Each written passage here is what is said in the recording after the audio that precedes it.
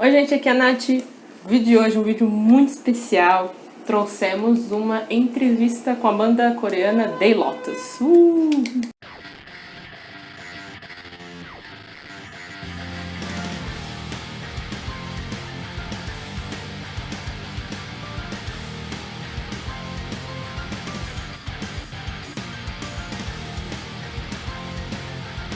Entrevista exclusiva.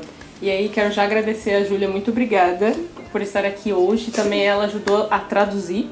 Essa entrevista vai estar disponível no nosso blog videoarionosekai.wordpress.com, que tá aqui aparecendo. Essa entrevista, ela foi feita em inglês e aí tem a tradução pro português e pro espanhol, tá? Então, compartilha também a entrevista para um amigo, pode ser de outro país, que também gosta de The Lotus, de K-Rock. Não esquece antes de ver se você é inscrito, muito importante.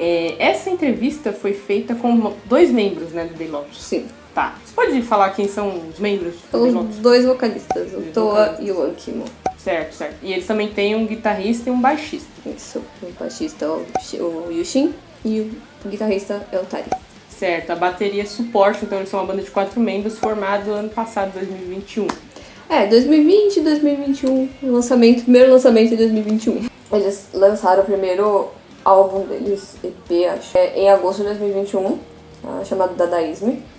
E eles misturam ali o visual, o rock, o metalcore. Eles têm elementos ali muito influenciados pelo budismo também. Eles se inspiraram em coisas coreanas.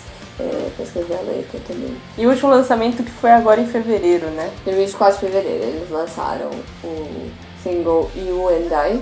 Vamos lá dar uma conferida. Vejam os clipes também, porque os clipes são bem legais, com o visual muito bonito também, figurino, maquiagem, muito bom. A formação a gente vai falar um pouco sobre, né? Como que eles formaram a banda? O Ankimo já tava prestes ali a desistir da música, que ele já fazia outras coisas. O Toa também já teve outras bandas. E aí o Toa chamou o Ankimo pra formar The Lotus. E o nome, de onde que veio esse nome, The Lotus?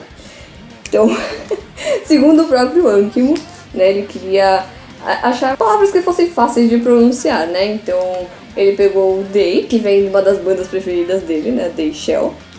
E a palavra Lotus, que vem da letra da música O Dumbara, que eles já estavam trabalhando ali na época. E eles também têm o fandom, né? Nós, as fãs, se chamam Night Lilies. Se não me engano, foi uma enquete no Twitter, eu não lembro se foi no Twitter ou no Instagram, tá? Mas eles fizeram lá, tipo, a gente manda sugestões. E aí a gente foi mandando sugestões e aí eles optaram por Night Lilies. É bem difícil hoje em dia falar se bandas de rock coreano que tem visual podem ser chamadas de visual K, tá? E aí a gente fez questão de perguntar isso, né?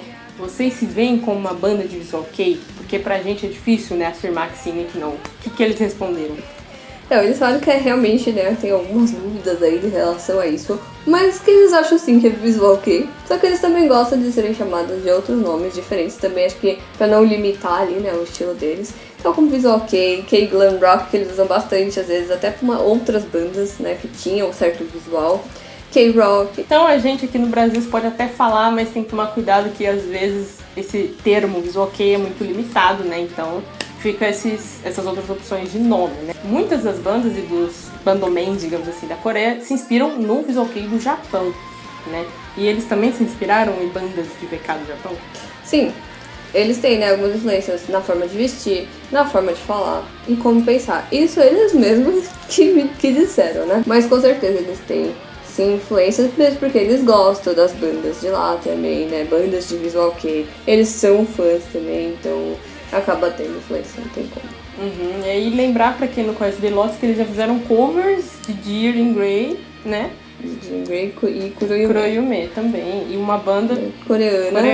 Que eles falam que é K-Glam Rock, né? Que é a banda IF. Né, mas aí falar sobre, né, visual K ou K-Rock na Coreia ainda é muito pequeno, né? Eles mesmos falaram que é muito difícil, né, viver disso, né? Que as pessoas têm medo dessa diversidade, que eles sofrem pra sobreviver. E o cenário, eles citaram a palavra destruído, né? Eles acham que tá destruído. É meio complicado, tá meio destruído, que não tem um equilíbrio, né? Aí o rock acaba não tendo tanto espaço assim. Não sei, não digo que seja por causa dos outros estilos. Acaba não tendo tanto espaço, eles têm dificuldades financeiras principalmente, né? Porque é meio impossível manter isso.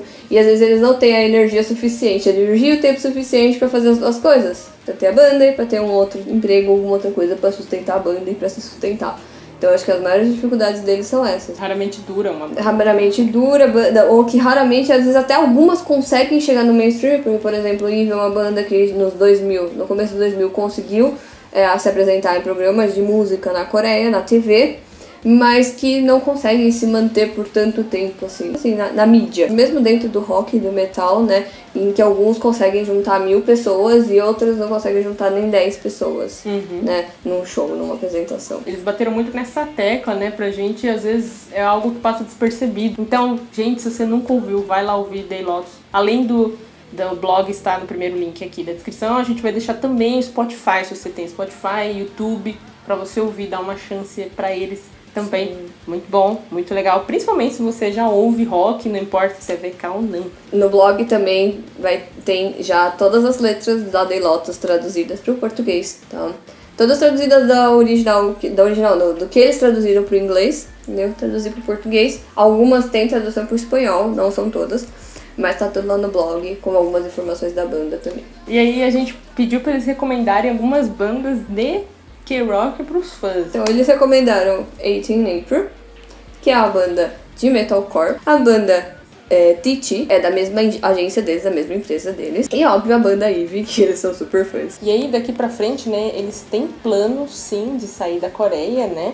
A gente perguntou sobre isso. E também o Ankimo, né, que está querendo começar uma carreira solo, né? Fora esse álbum que foi lançado em fevereiro, né? Eles têm bastantes planos pro futuro, que são uma banda bem recente. Por enquanto, eles estão tentando solidificar as atividades na Coreia, que é o que eles conseguem fazer por causa da pandemia. Mas que eles sim têm planos, inclusive alguns eventos bons, já chamaram eles, convidaram eles, né? Algumas propostas legais, só que por enquanto não puderam, né? Por causa da pandemia, mas que eles pretendem sim, tem alguma coisa aí, principalmente no Japão, né? Mas eu tenho certeza que eles querem ir pra todos os lugares que eles puderem ir. E eles conseguindo fazer shows no Japão já é uma porta de entrada muito grande. Sim. E aí, por último, no final, a gente perguntou pra eles o que os fãs do exterior podem fazer pra ajudar a banda, e eles também deixaram uma mensagem para os fãs. Sim. Então, eles falaram assim, que comprar CD e merchandising é importante, né? Só que a gente sabe que muitas pessoas não conseguem fazer isso. Então, além de, óbvio, ouvir nas plataformas oficiais, né? Eles também disseram que os fãs apresentarem a banda para outras pessoas, porque isso causa muito mais impacto você chegar para um amigo seu e você falar, olha, escuta essa música, do que eles mesmos falarem assim, olha, escutem a nossa música, né? Então eles pediram, né, para os fãs apresentarem, irem divulgando a banda também para as pessoas que conhecem, que sabem que vão gostar. E eles também, né, falaram que acham legal que as pessoas consigam entender os caracteres dele, né, o Hangul, a cultura da Coreia, e também entender um pouco sobre o cenário indie da Coreia, que é um pouco diferente do cenário indie de outros países, né? Que é, como eu falei, que às vezes tem um gap muito grande de um gênero pro outro, que um lugar coloca 1000 pessoas e o outro não consegue colocar nem 10. Que eles são budistas também, né? Principalmente o Toa, que gostaria que a gente entendesse o que isso significa também, né? Dentro da música deles, porque tem bastante influência, principalmente nas letras. Você já conhece Day Lotus, fico muito feliz, divulga mais, é muito importante para eles, são muito novos ainda no cenário, são muito bons, muito potencial. Compartilha esse vídeo também, porque pode ser que alguém se interesse por Day Lotus, né? Lembrar que tem aqui na descrição o link para você ouvir. Muita gente, como a Júlia já falou, não tem como, né, ajudar a banda financeiramente, então ouve das plataformas oficiais, que é o Spotify, YouTube. E aí a gente encerra por aqui. Isso, vão conferir a entrevista na íntegra, tá? Lá no blog, o Juarana Secai, tá lá em português e em espanhol. E quem quiser ler original em inglês também eu vou deixar lá. Então vão lá dar uma olhada. E esse vídeo também é um presente pro Toa, que fez aniversário. Que fez aniversário ontem. Dia 5 de março. Sente o né? Então, muito obrigada, Júlia, novamente, por aceitar o convite e aceitar ajudar na entrevista, que foi muito importante. E a gente se vê no próximo vídeo. Até mais. Tchau, tchau.